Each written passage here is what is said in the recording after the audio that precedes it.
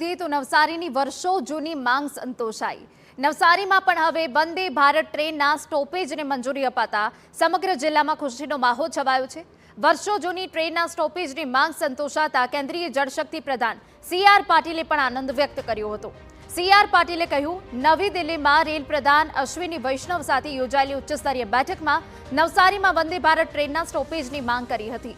મંત્રાલયે આ માંગણી પર સકારાત્મક પ્રતિસાદ આપ્યો। જોકે હજુ પણ ઘણા પ્રશ્નોના ઉકેલ માટે ઉચ્ચ કક્ષાએ રજૂઆત કરી છે। ટૂંક સમયમાં નિરાકરણ આવે તેવી અપેક્ષા છે।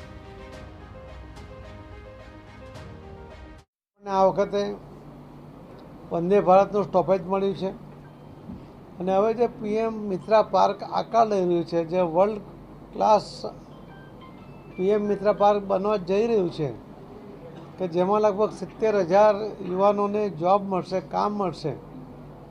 એના કારણે નવસારીનો જે ગ્રોથ છે એ જે સ્લો થયો હતો, ધીમો પડ્યો હતો, એ ખૂબ જ સ્પીડમાં વધવાનો છે।